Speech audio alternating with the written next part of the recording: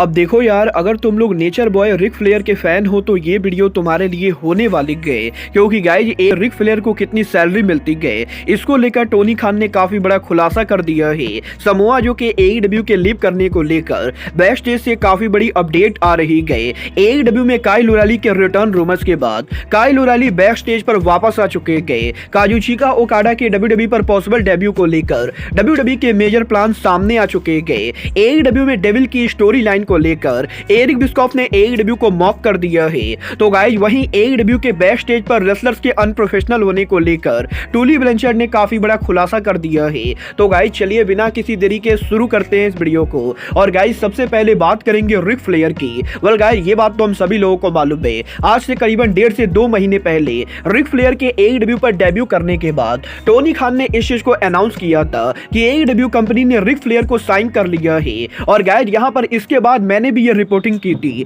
कि Ric Flair को Tony Khan ने 2 साल के कॉन्ट्रैक्ट में साइन किया है। बट गाइज यहाँ पर काफी सारे लोग के मन में ये सवाल था कि आखिर यहाँ पर टोनी खान ने रिक फ्लेयर को क्यों साइन किया है, क्योंकि गाइज इस उम्र के अंदर रिक फ्लेयर एईडब्ल्यू के शो पर रेसल तो नहीं कर पाएंगे। और गाइज यहाँ पर एईडब्ल्यू कंपनी के अंदर टोनी खान ने रिक फ्लेयर को साइन करने के लिए कितने पैसे दिए होंगे। वेल गाइज अब यहाँ पर फाइनली इस सवाल का जवाब मैं आपको इस वीडियो में देने वाला हूँ। गाइज आज यहाँ पर टोनी खान के लेटेस्ट इंटरव्यू के अंदर टोनी खान से रिक फ्लेयर के एईडब्ल्यू में कॉन्ट्रैक्ट को लेकर बात की गई। और गाइज जब यहाँ पर टोनी खान से ये पूछा गया कि एईडब्ल्यू कंपनी रिक फ्लेयर को कितनी सैलरी दे रही गई और क्या एईडब्ल्यू के अंदर रिक फ्लेयर को टॉप रेसलर्स के लेवल की सैलरी मिलती गई, तो गाइज यही टोनी खान जवाब देते हुए ये कहते गए कि एईडब्ल्यू के अंदर रिक फ्लेयर का कॉन्ट्रैक्ट बहुत ही अलग कॉन्ट्रैक्ट है। और मजेदार बात तो ये है कि रिक फ्लेयर ने एईडब्ल्यू के अंदर जो कॉन्ट्रैक्ट साइन किया है उस कॉन्ट्रैक्ट के अंदर रिक फ्लेयर को एईडब्ल्यू कंपनी की तरफ से 1 रुपया भी नहीं मिल रहा है, बल्कि गाइज उल्टा यहाँ पर एईडब्ल्यू के अंदर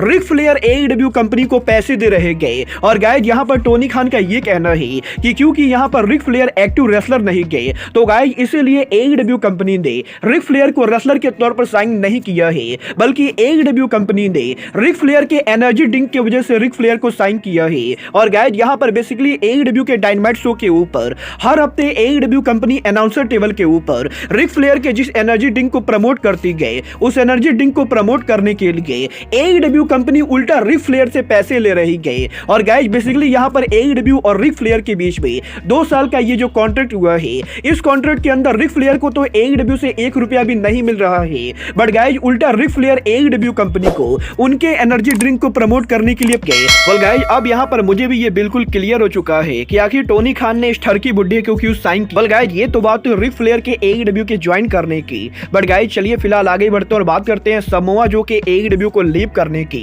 वेल गाइज ये बात तो हम सभी लोगों को मालूम है, इस समय समोआ जो एईडब्ल्यू की मेन स्टोरी लाइन के अंदर काम कर रहे गए, जहां पर एईडब्ल्यू के upcoming pay per view worlds end के मेन इवेंट के ऊपर समोआ जो एईडब्ल्यू के वर्ल्ड चैंपियनशिप के लिए कंपीट करेंगे। बट गाइज यहां पर एईडब्ल्यू के अंदर समोआ जो पॉसिबली बहुत ही जल्द एक बार फिर से कंपनी को लीव करने वाले गए। और गाइज समोआ जो का ये लीव परमानेंटली ना होके बल्कि एक बार फिर से टेम्पोररी होने वाला है। वेल गाइज ये बात तो मैंने आप लोग को आज से करीबन 6 से 8 महीने पहले ही बताई थी कि अमेरिका के अंदर समोआ जो इस समय एक टीवी सीरीज के अंदर काम कर रहे हैं, जिस सीरीज का नाम यहाँ पर ट्विस्टेड मेटल है। और गाइज यहाँ पर अब क्योंकि उस टीवी सीरीज का दूसरा सीजन आ रहा है, तो गाइज यहाँ पर दूसरे सीजन के अंदर समोआ जो पॉसिबली यहाँ पर एक बार फिर से उनका रोल करने वाले गए। और गाइज यहाँ पर इस टीवी सीरीज के शूटिंग के लिए समोआ जो एक बार फिर से एईडब्ल्यू कंपनी से लीव ले सकते गए। और गाइज क्योंकि पिछली बार भी समोआ जो ने एईडब्ल्यू कंपनी से करीबन 2 महीने का लीव लेकर इस टीवी शो को शूट किया था, तो गाइज इसीलिए अब जबकि दोबारा इस टीवी शो का सेकंड सीजन आ रहा है,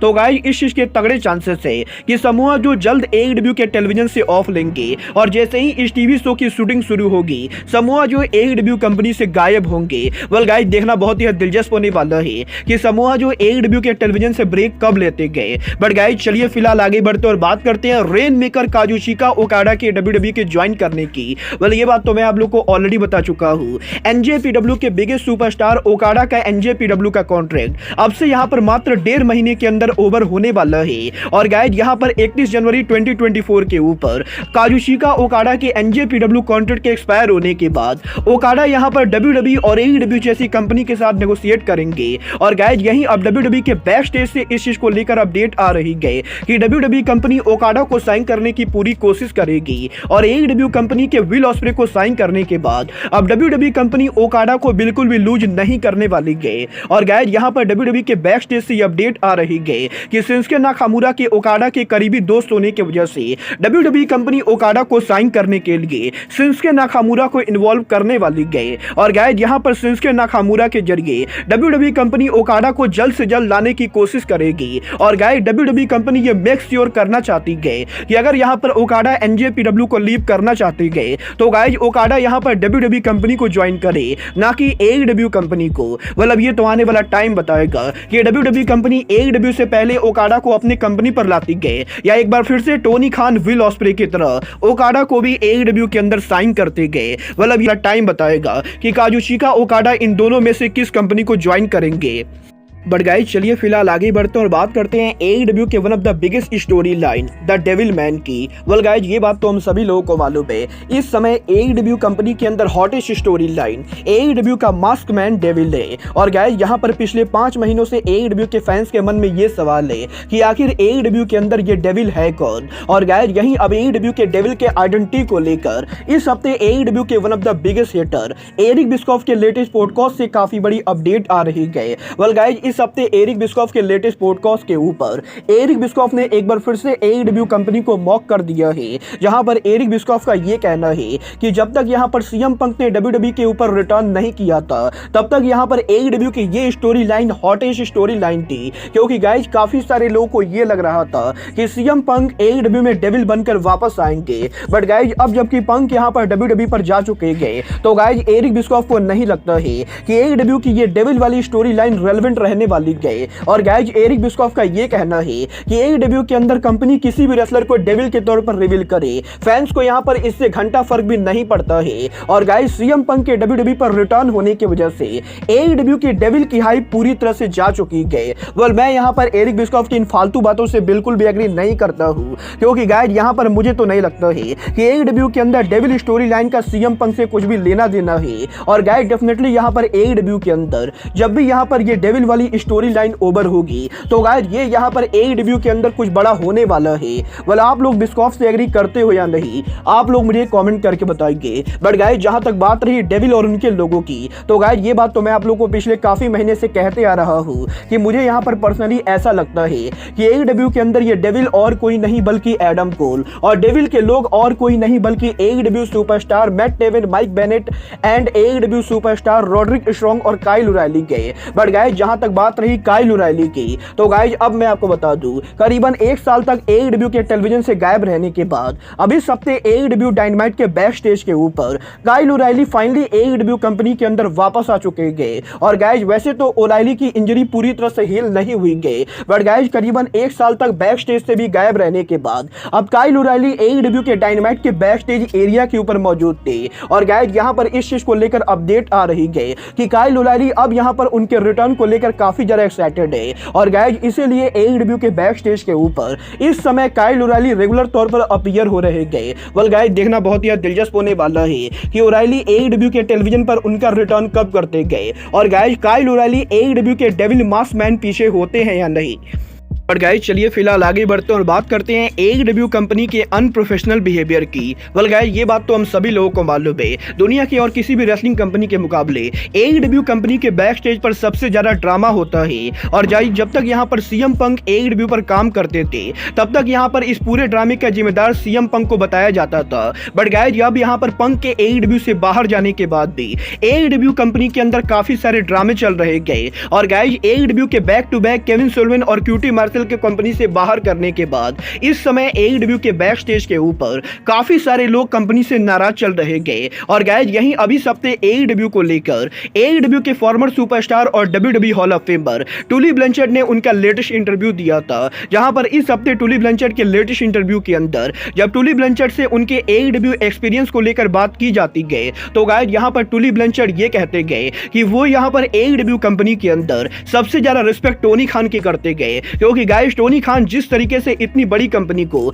इतने शॉर्ट टाइम के अंदर इतना बड़ा बना चुके गए, उस चीज को देखकर टुली ब्लैंचर्ड यहाँ पर काफी ज्यादा हैप्पी गए। और AEW के अंदर टुली ब्लैंचर्ड ने जो टाइम बिताया है उसके लिए टुली ब्लैंचर्ड हमेशा टोनी खान को थैंक यू करना चाहेंगे। बट गाइस यहीं जब टुली ब्लैंचर्ड से ये पूछा जाता है कि वो यहाँ पर अगर AEW के लॉकर रूम के अंदर AEW के यंग रेसलर्स को कोई एडवाइस देना चाहेंगे तो गाइस टुली ब्लैंचर्ड रेसलर्स को क्या एडवाइस देंगे? तो गाइस यहीं इसके जवाब में टुली ब्लैंचर्ड ये कहते गए कि वो यहाँ पर कभी AEW कंपनी के मैनेजमेंट को लेकर किसी तरह की कोई भी नेगेटिव बातें नहीं करना चाहते थे। बट गाइस जहां तक बात रही AEW के यंग रेसलर्स की, तो गाइस टुली ब्लैंचर्ड का ये कहना है कि वो यहाँ पर AEW के यंग रेसलर्स को कोई भी एडवाइस नहीं देना चाहेंगे, क्योंकि गाइस यहाँ पर AEW कंपनी के अंदर इस समय जो यंग रेसलर्स काम करते गए वो यहाँ पर लेजेंड की एडवाइस को बिल्कुल भी नहीं मानते गए। और गाइस टुली ब्लैंचर्ड का ये कहना है कि वो यहाँ पर जब AEW कंपनी पर काम भी करते थे उस समय टुली ब्लैंचर्ड और आर्न एंडरसन जैसे एक्सपीरियंस लोगों के होने के बाद भी AEW के यंग रेसलर्स इनसे एडवाइस नहीं लेते थे।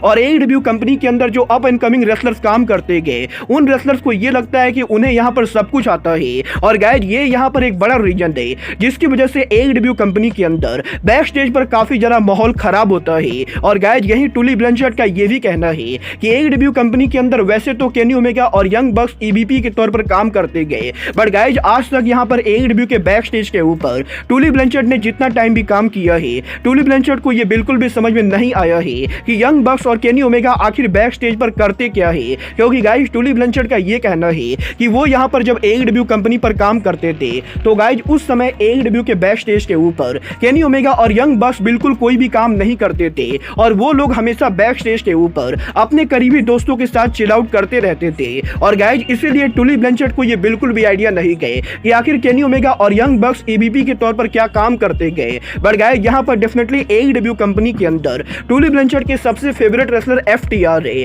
और गाइस टुली ब्लैंचर्ड ये होप करते गए कि AEW के अंदर FTR आगे चलकर और भी बढ़िया काम करे। बट गाइस जहां तक बात रही यंग रेसलर्स की, तो गाइस टुली ब्लैंचर्ड AEW कंपनी के अंदर यंग रेसलर्स को कोई भी एडवाइस नहीं देना चाहेंगे, क्योंकि गाइस टुली ब्लैंचर्ड ये बिलीव करते गए कि AEW के यंग रेसलर लेजेंड रेसलर्स की रिस्पेक्ट नहीं करते गए। और गाइस यही टुली ब्लैंचर्ड के इसी इंटरव्यू के अंदर टुली ब्लैंचर्ड ने CM पंक का नाम भी लपेट दिया है, जहां पर टुली ब्लैंचर्ड का ये कहना है कि टुली ब्लैंचर्ड जब भी AEW के बैक स्टेज पर CM पंक से मिले थे तो गाइस CM पंक काफी ज्यादा रिस्पेक्टफुल तरीके से बिहेव करते थे। और गाइस इसीलिए AEW के अंदर टुली ब्लैंचर्ड को ये नहीं पता है कि आखिर CM पंक के साथ क्या प्रॉब्लम हुई थी, क्योंकि गाइस जब तक वो यहाँ पर AEW में काम कर रहे थे तब तक यहाँ पर AEW के अंदर CM पंक को लेकर कोई भी प्रॉब्लम नहीं थी। और गाइस मे भी AEW के बैक स्टेज के ऊपर AEW के यंग रेसलर्स के अनप्रोफेशनल बिहेवियर की वजह से ही CM पंक के साथ भी प्रॉब्लम हुई होगी। वेल गाइस अब ये तो आने वाला टाइम बताएगा कि AEW के बैक स्टेज पर ये जो बच्चे काम कर रहे गए इनका अनप्रोफेशनल बिहेवियर AEW कंपनी को कहां ले जाएगा,